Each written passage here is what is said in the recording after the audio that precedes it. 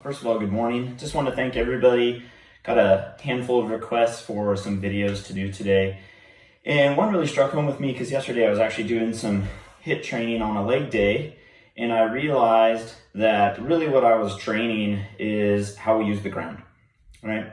So to me, what I wanted to kind of start out with on the first video today, I'm trying to break this down into a couple. Now I could sit here and talk on this subject for a long period of time, but what I really want to do is try and keep this simple.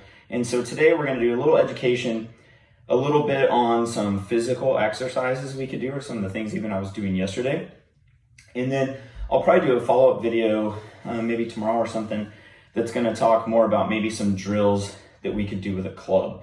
So let's start with a little education first. First of all, there's really three planes that our body can work on, okay? So the first one would be a sagittal plane. All a sagittal plane is, who cares about the word, is a vertical plane. So picture very up and down, right? And because we move in 3 dimensions and not 2, and a TV screen or your phone screen is flat, I'll kind of just do a couple of these to show you. So a sagittal plane would be squatting, right? Lunge.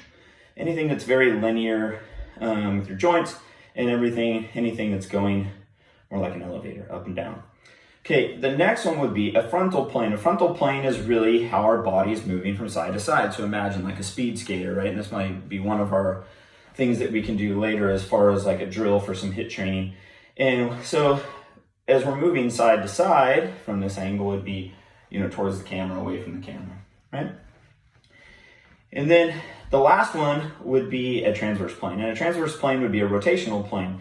So imagine if I put my club up and just kind of rotated, right? And from this angle, I just rotated.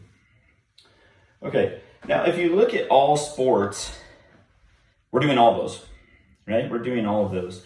And so, it doesn't matter if it's a pitcher on the mound. I mean, he's moving laterally or horizontally. He's twisting and he's moving up and down. He's loading the ground. He's striding off the ground and squatting, and he's pushing off the ground to use his arm. So just like golf, once we understand that, you have to train movement in all of those planes, right? So, again, this is a little bit, how much do you guys want to bite off, right? Now, when our body's moving and we're on the ground because of gravity, so we're standing on the ground, we're exerting forces against the ground, right? Okay, so a lot of people are talking about, for speed right now, the accumulation of vertical force, which is an up and down force. You're pushing into the ground and then you're pushing out of the ground. Let's not forget, we're also moving horizontally, right? So a lot of these speed accumulation drills, and we'll probably cover a little bit more of that tomorrow, where, you're unweighting feet and smashing the ground and pushing up and exploding.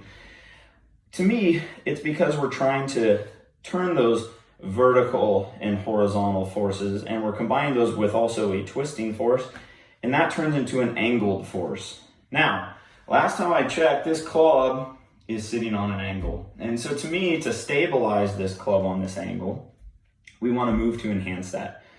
So whatever this club is, when it sits on the ground, if you just gave it momentum, it would want to swing on that angle. And if our body kind of moved in response and was mobile and dynamic, we would enhance not only the speed of this, but the stability of it. Okay, so that's really all we're trying to do when we're using the ground, is how we're trying to basically take these natural forces that occur. We're trying to use them to speed up and stabilize the club, so that way we can create acceleration in this and stability in the club face, because we know that's most of where the ball goes.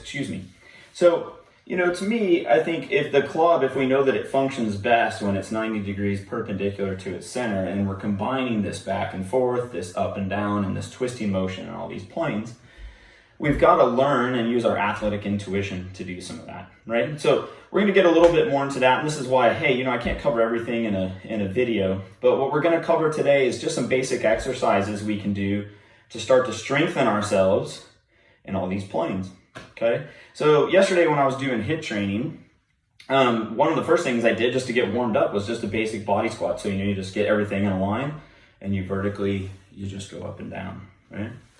And so what that's training is your muscles. They push force down, the force pushes back up, right? Because we're moving in a line there, we're just doing like an elevator. there's really no side to side and there's really no rotation. So you could certainly start to blend some of these exercises as you go. You know, you could do a lunge with a twist. You could do a squat and load over your right leg and then push out of the ground and jump and twist like a 180 squat jump. I was doing some of those yesterday. So you push out of the ground, you fly around, you land, you do it in the opposite direction, and you try to balance going in each direction. The other thing would be anytime you're doing some of these exercises, what we want our body is balance. Okay, so you don't want to be super strong legs, weak in your arms, weak in your core. No, you want to be strong everywhere, and you want to be strong and mobile in all directions. So you've got to train all of these planes. You've got to train the side to side. Side to side, maybe a good exercise or hit exercise to do would really be speed skaters. So if you watch the Olympics, right, the speed skaters going boom, boom, and they're going side to side. And as they're pushing these forces, now they're going on this plane. They're going side to side. So you've got the vertical, you've got the horizontal, right? And then my favorite for kind of really the combination of those is really those angle or those squat jumps, where as you go into a squat, maybe you twist and load over your trail leg, and as you explode out of the ground, you twist. Once you land, you go in that same direction. When I get back to the front, I go in the opposite direction. So you know you'd do this, you'd squat, twist over this leg, jump, twist, right? And so what this starts to develop is strength, coordination, and balance in all these directions. Now, last thing I'm going to cover today, if you look at how a long driver trains and you look at how an elite tour pro trains, there's going to be a lot of commonalities and there's going to be some differences, okay? If all I had to do was hit a driver into I don't know how wide they are, I've never done long driving, not that long. Let's say a 40 or 50 yard wide grid and speed accumulation, and occasionally 1 out of every 3, 4, 5 balls hitting a really cool one was the goal. I mean, I would build my swing differently. I would train differently.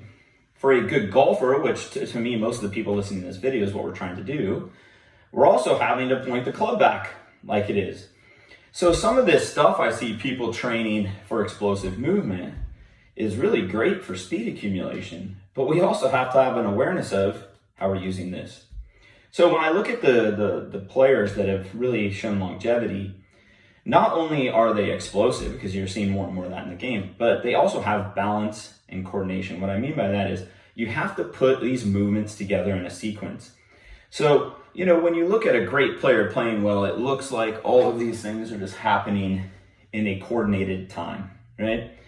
I mean, just because we've all been sitting at home, you know, Brooks Koepka, Rory McIlroy, I mean, forget those guys, Tiger Woods. Go back over time, Annika Sorenstam, and you look at all the best players that have longevity, that play good over a long period of time. And they're using all these forces we're talking about. They're moving around, they're producing force, they're stabilizing the club, but they're doing it with, to me, rhythm, balance, and sequencing. So we're gonna maybe get some drills for that tomorrow as well. What I wanted to cover today was these vertical forces, the horizontal forces, and the twisting forces or the around forces. And then a couple basic exercises you guys would do when you do HIIT training. You know, yesterday I'd do like one of those for a minute, one for 45 seconds, one for 30 seconds. I'd take a brief break in between. I'm trying to get my heart rate up. I'm trying to build strength. I'm trying to build stability as I'm moving. And then kind of towards the end, what I would do is I'd do a burnout of each one for about 30 seconds. And what I'm trying to do is just get, you know, when you're done, you've done all these planes, right? Which is simulating golf. And you get your heart rate up and you're producing what? Strength, stability, coordination, and all these things as we use the ground. So look for my video tomorrow. We're going to talk a little bit more about the club and maybe some drills we can do for ground force reaction. I hope that helps with some of these things that are going on in our swing. And always remember, don't overcomplicate these things. When a baseball pitcher's pitching or a quarterback's throwing or even a golfer's swinging, these elements blend together, right? And what we want to do is train our body to move however we want so it can be responsive to the club. I hope that helps.